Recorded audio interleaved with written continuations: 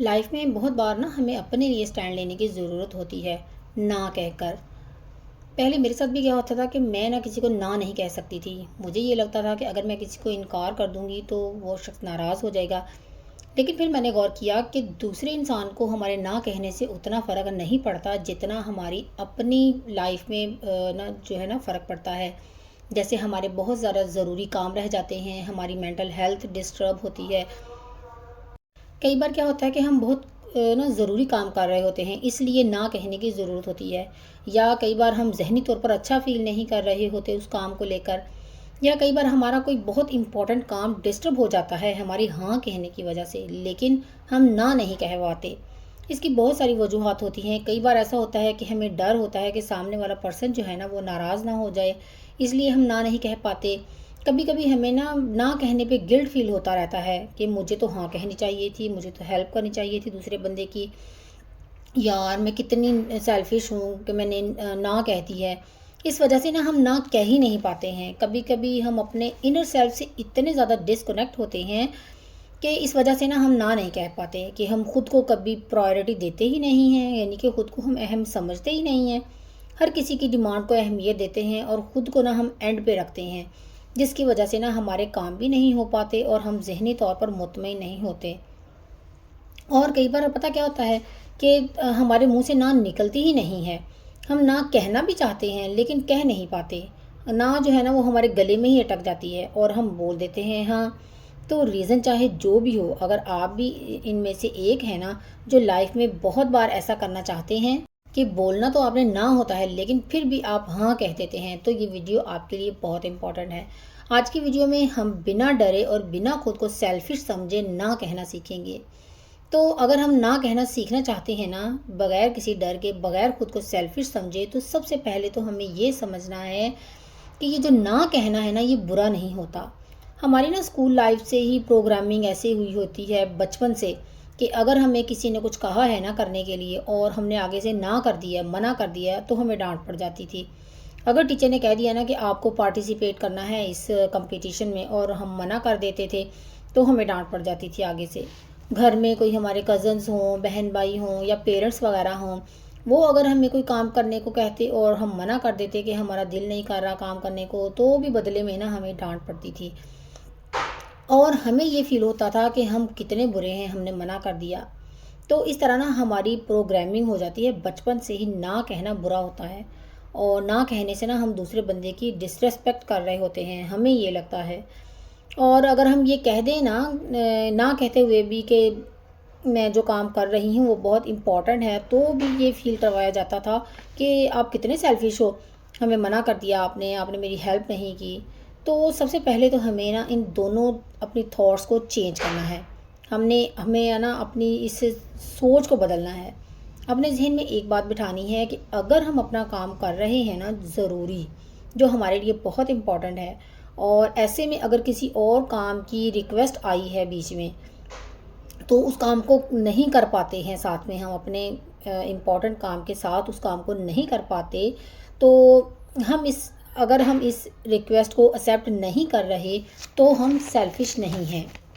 और हमारे मना करने पर अगर कोई हमें सेल्फिश समझ रहा है ना, तो वो उसकी प्रॉब्लम है। क्योंकि हमारे लिए हम जानते हैं ना कि हमारा काम कितना इम्पोर्टेंट है, दूसरा सामने वाला तो पर्सन तो नहीं जानता ना। इसलिए ये एक सेल्फ केयर की बात है, खुद को इम्पोर्टेंस देने वाली बात है कि हम अपने काम को अहमियत दें। जैसे जहाँ पर भी हमें लगे ना कि हमारा ज़हनी सुकून ख़राब होता है ये काम करने से, या मेरा कोई बहुत इम्पोर्टेंट काम है जो रह जाता है, या कोई काम जो आप नहीं करना चाहते हो, वहाँ पर आज जब आप ना करना कहना चाहो ना, और आपको डर लग रहा हो, अंदर से घबराहट फील हो रही हो कि सामने वाला आपके बारे में क्या सोचेगा, तो आपको इस बात को समझना है कि आपको जो ये डर लग रहा है ना, ना कहने में, जो घबराहट हो रही है ना कहने में, ये वही फीलिंग है जो हम जब भी कुछ नया सीखते हैं ना, तो हमें होती ही होती है। तो लगता है ना डर। जैसे आप ड्राइविंग सीखने लगें तो शुरू में आपको डर लगेगा, कि फिर आप जब परफेक्ट हो जाएंगे ना, कोई भी नया स्किल सीखने से पहले हमें यह डर या घबराहट होती है। तो बिल्कुल इसी तरह जब हम ना कहना शुरू करना चाहते हैं ना, कि हम अपने खुद को अहमियत देना चाहते हैं, भाई हमें हमारा काम इम्पोर्टेंट रह जाता है, तो इसी तरह हमें डर और घबराहट होती है शुरू में, एक नया स्किल सीखने वाली फीलिंग्स होती है, जो उस सूरत में हमें खुद को फिर हमें क्या कहना है, इट्स ओके। अगर मैं ऐसा फील कर रही हूँ ना तो कोई बात नहीं, थोड़ा डर तो लगेगा, कुछ टाइम तक घबराहट होगी, डरते घबराते भी जब आप ना कह देंगे ना तो आहिस्ता आहिस्ता आपका ये स्किल भी पॉलिश हो जाएगा और आप फिर बिना डरे और बिना घबराए खुद को अहमियत दे सकेंगे और ना कहना शुरू कर देंगे। दूसरी बात ये कि हमें इस बात का ख्याल रखना है कि जब हम ना बोलते हैं ना और हमें डर लग रहा होता है कि सामने वाला हर्ट ना हो, पता होता क्या है, सामने वाला पर्सन जो है ना वो हमारी ना कहने से इतना हर्ट नहीं होता, लेकिन हमारे ना कहने के तरीके से ज़्यादा हर्ट हो जाता है।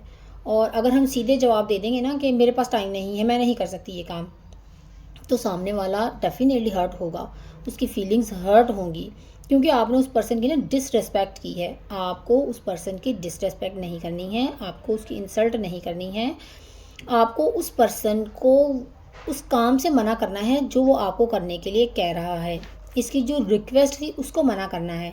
तो आपको हमेशा इस बात का ध्यान रखना है कि जब आप ना बोलें ना, आपकी टोन जो है वो करेक्ट होनी चाहिए। आपको आराम से प्यार से एक ऑनेस्ट वैलिड रीज़न बताना है कि किस वजह से आप वो काम नहीं कर सकते, आप क्या काम कर रहे हैं, या फिर हो सकता है कोई काम ऐसा हो जिसको आप जो है ना वो आप करते हुए अनकंफर्टेबल फील करते हैं, या फिर आप परफेक्टली ना कर पाएँ उस काम को, तो आप बता सकते हैं कि मैं ये काम अच्छे तरीके से नहीं कर सकती, मुझसे नहीं हो पाएगा, इसलिए सॉरी मैं नहीं कर पाऊँगी, या फिर मेरे पास टाइम नहीं है मैं नहीं कर पाऊँगी। पोलाइटली आपने अपना जो है ना ऑनेस्ट रीज़न बताना है, बिल्कुल सही वजह बतानी है। उसके साथ ही आप कोई ऑल्टरनेट भी दे सकती हैं कि आपने जो मुझे काम करने के लिए कहा है ना, अभी तो मैं थोड़ा बिज़ी हूँ, अगर आप शाम को कहो तो मैं अवेलेबल हूँ, मैं शाम को ये कर सकती हूँ। या आप कोई और ऑल्टरनेट भी सजेस्ट कर सकते हैं कि जो काम आप करने को कह रहे हैं वो मैं इस तरह से आपकी हेल्प आउट कर सकती हूँ। यानी कि आपने अपना बेस्ट पॉसिबल सपोर्ट जो आप प्रोवाइड कर सकते हैं ना, वो सजेशन दे सकते हैं आप। लेकिन आपको ना करते हुए ये गिल्ट नहीं रखना अपने दिल में, ये नहीं अपने दिल में ख्याल रखना कि मेरे मना करने से सामने वाला पर्सन जो है ना नाराज़ हो जाएगा।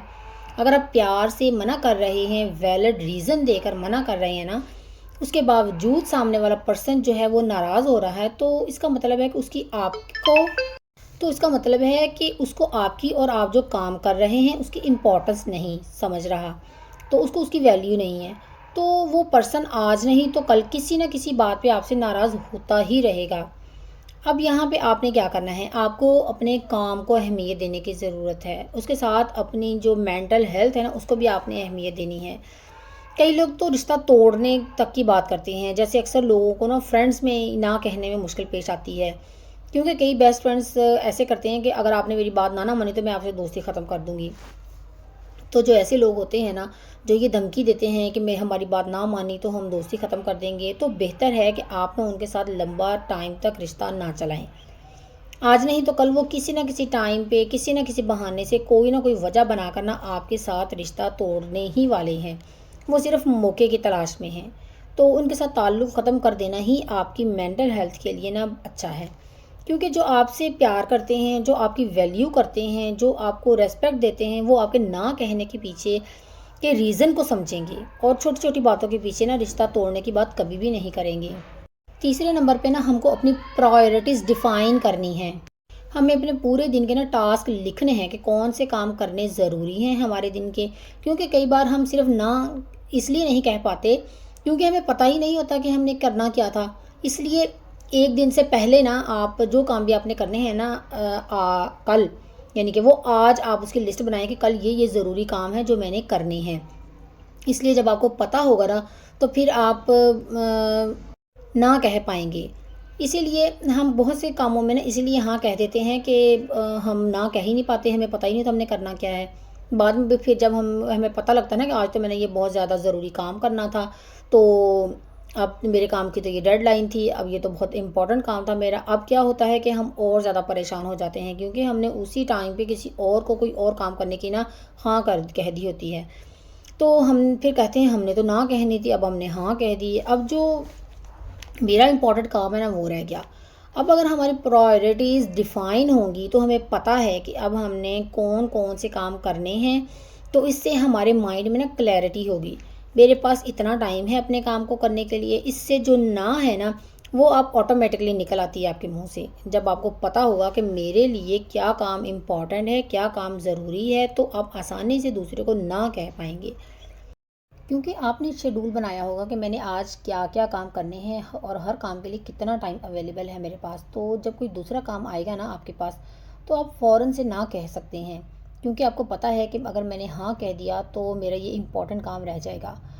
तो इसके साथ साथ ना बहुत से लोग ना कहने से इसलिए डरते हैं कि इनको ऐसे लगता है कि ना कहने का मतलब है कि मैं बहुत सेल्फिश हूँ। मैक्सिमम लोगों के साथ ना ऐसा होता है कि वो गिल्ट फील करते हैं, और ऐसे लोग ना ना सुन भी नहीं सकते। ना सुनना भी ना इन्हें बुरा लगता है। अगर इनको भी कोई इनकार करे ना किसी काम करने से, तो वो समझते हैं कि ये पर्सन कितना बुरा है, इसने मुझे ना कह दिया, ये कितना सेल्फिश है, इसने मुझे मना कर दिया। तो अगर हम चाहते हैं कि हम गिल्ट फील ना करें, बिना डरे और बिना खुद को सेल्फिश समझे ना कह सकें, तो उसकी शुरुआत भी हमें खुद से ही करनी है।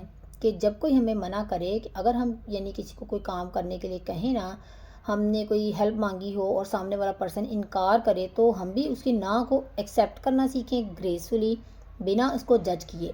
जब हम दूसरे पर्सन की ना को एक्सेप्ट करना शुरू कर देते हैं ना, उन्हें समझना शुरू कर देते हैं, तो फिर हमें किसी का भी ना करना या मना करना नॉर्मल लगने लगता है। तो आहिस्ता आहिस्ता हम खुद भी ना कहना सीख जाते हैं, और आसानी से किसी को ना कह सकते हैं और ख़ुद को सेल्फिश भी नहीं समझते। और इसके साथ साथ अगर आपको ना कहने में बहुत मुश्किल पेश आती है ना, तो आपको ना स्ट्रेट फॉरवर्ड एकदम से नहीं बोलना, आपको थोड़ा वक्फा लेना है। यानी जब भी कोई आपको आकर किसी काम के लिए कहे ना, तो आपको थोड़ी देर के लिए रुकना है। आपको ये बोलना है कि रुकें, मैं ज़रा चेक कर लूँ कि मैं ये काम कर सकती हूँ। फॉर एग्ज़ाम्पल, कोई आपसे फाइनेंशियल हेल्प मांगे, आपसे कोई पैसे वगैरह चाहिए किसी को, तो आपको एकदम से मना नहीं करना।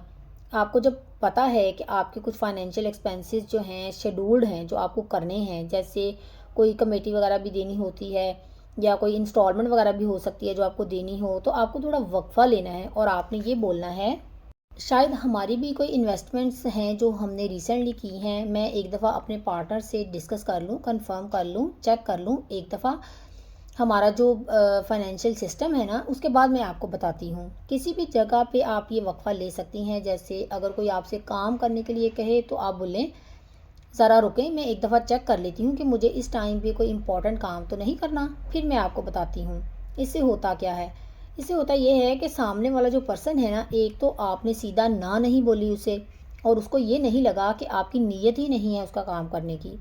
उसे ये एहसास हुआ कि आप करना चाहते हैं, आप चेक कर रहे हैं।